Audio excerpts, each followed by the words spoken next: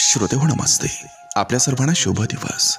श्रोते हो, जगण्याचा अर्थ नीट समजून घेण्यासाठी तुम्ही 3 ठिकाणी आवर्जून भेट देणं गरजेचं आहे. त्यातलं 1 म्हणजे रुग्णालय, 2 तो म्हणजे तुरुंग आणि 3 ती म्हणजे स्मशानभूमी. श्रोते हो, रुग्णालयात गेल्यावर तुमच्या लक्षात येईल की आपल्याला मिळालेल्या चांगल्या आरोग्य इतकं या जगात सुंदर काहीच नाही. तुरुंगात गेल्यावर स्वातंत्र्याचं महत्त्व तुम्हाला समजेल. स्वातंत्र्य ही जगातली सर्वात मौल्यवान गोष्ट असल्याचं तुमच्या लक्षात येईल. आणि स्मशानभूमीत गेल्यावर जीवनाचं मोल तुमच्या लक्षात येईल. श्रोते हो, आज आपण इथं चालत आलेलो असतो आणि उद्या कुणीतरी आपल्याला खांद्यावर घेऊन येणार असतोय. श्रोते हो, आपण या जगात काहीच घेऊन येत नाही आणि जाता नाही, काहीच नेऊ शकत नाही. त्यामुळे श्रोते हो, जीवनाचा प्रवास करत असताना विनम्रपणे वागा. देवाप्रती नेहमी कृतज्ञ भाव ठेवा आणि त्याच्याकडं नेहमी आभार व्यक्त करत राहा. आणि बघा, जीवन किती सोपं जातं ते बघा. पडतंय का? नक्की विचार करूया. चला, आजही आपल्यासाठी सुंदर विचारांची ही शिदोरी, ही मालिका अशीच पुढे घेऊन आलोय. चला, करूया सुरुवात सुंदर विचारांना, सुंदर सुविचारांना.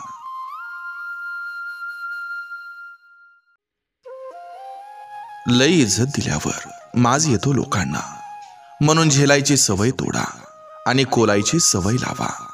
बोलले तर बोला, नाही तर सरळ कोला.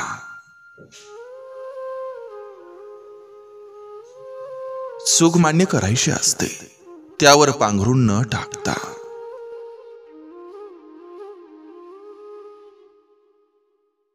सगळ्याच गोष्टी फायद्यासाठी करायच्या नसतात. काही माणुसकीच्या नात्यासाठी, तर काही स्वतःच्या आनंदासाठी.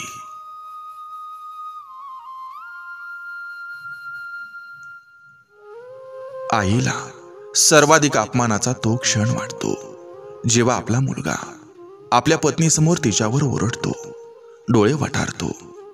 लक्षात ठेवा, जगातील सर्व नात्यांमध्ये आईचं नातं हे सर्वश्रेष्ठ असतं. कारण त्याचं वय हे सर्व नात्यामध्ये 9 महिन्याने अधिक असतं. आई कशी असू द्या, तिला आनंद देता आला नाही तरी किमान दुःख तरी देऊ नका.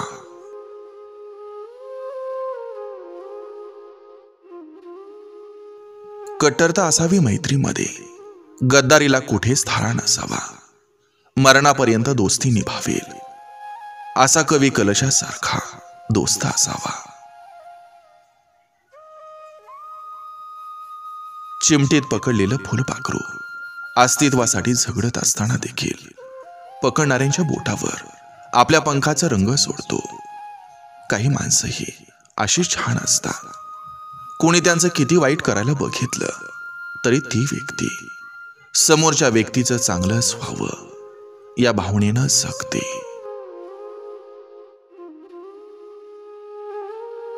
जर तुम्ही स्वतःला सत्यनिष्ठ आणि सज्जन समजत असाल तर सत्याला मोठील आणि खोट्याला पायदळी तुडवण्याची तयारी ठेवा.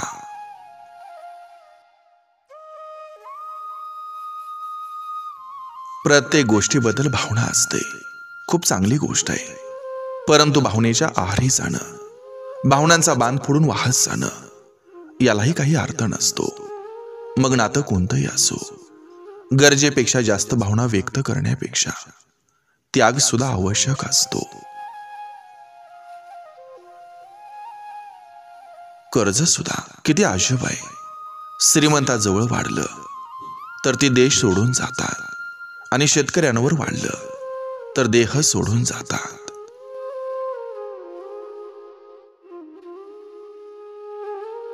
आयुष्यानं आपल्याला एक गोष्ट चांगली शिकवली, स्वतःमध्ये आनंदी राहा आणि कोणाकडूनही अपेक्षा करू नका. आई वडिलांसोबत घालवलेलं क्षण हे जपून ठेवा, कारण हे क्षण तुम्हाला आठवतील पण ते परत कधीच येणार नाहीत.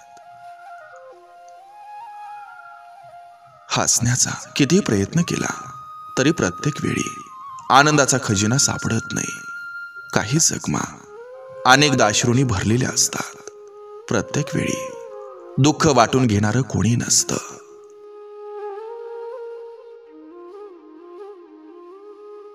कितीही पैसे जोडले तरी कितीही मान सन्मान मिळतो, शेवटी मातीच्या पुतळ्याला एक दिवस मातीत परतावं लागतं.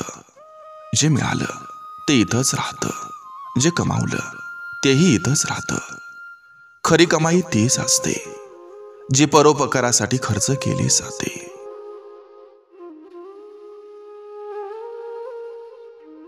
कधी कधी आपण जीवनात त्या चौरस्त्यावर येतो, नातेसंबंध जपायचे की स्वतःचा स्वाभिमान वाचवायचा हेच कळत नाही.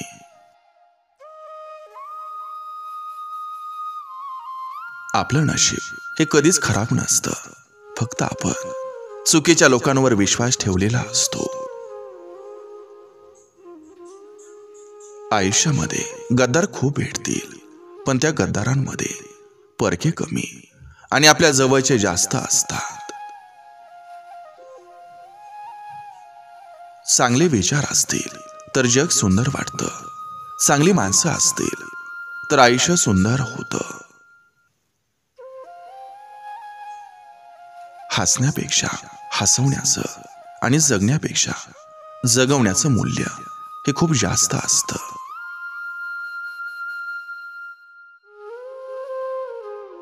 लोकांना तुम्ही किती चांगले आहात याच्याशी काही देणं घेणं नसतं.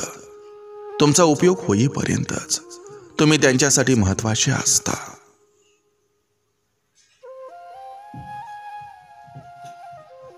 आयुष्यात मनासारखं कोणाला जगता येत नसतं, म्हणून परिस्थितीनुसार जगायला शिका, म्हणजे त्रास होत नसतो.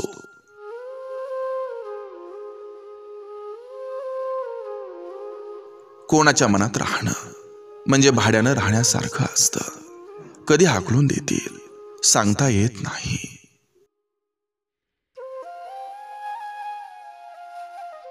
संपत्तीचा माज दाखवणाऱ्यांकडं बहुतेकदा वडिलोपार्जित किंवा हरामाची संपत्ती असते.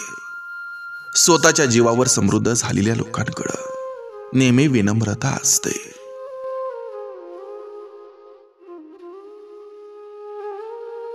मित्र असणं किंवा मैत्री करणं काही फरक पडत नाही.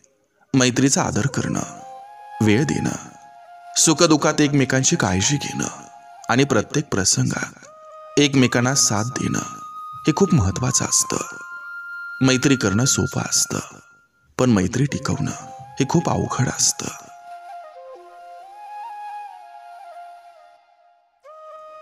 आयुष्यात मागितलेली प्रत्येक गोष्ट ही आपल्यालाच मिळावी हा हट्टाच नसावा. कारण कधी कधी आपल्याला जे हवं असतं ते न मिळालेलं चांगलंच असतं. फक्त हे समजायला आपल्याला जरा उशीर लागतो.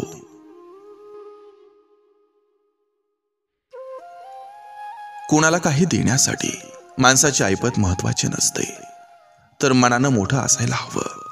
आपल्याजवळ काय आणि किती यानं काही फरक पडत नसतोय. आपली विचार करण्याची पद्धत आणि नियत ही शुद्ध असायला हवी.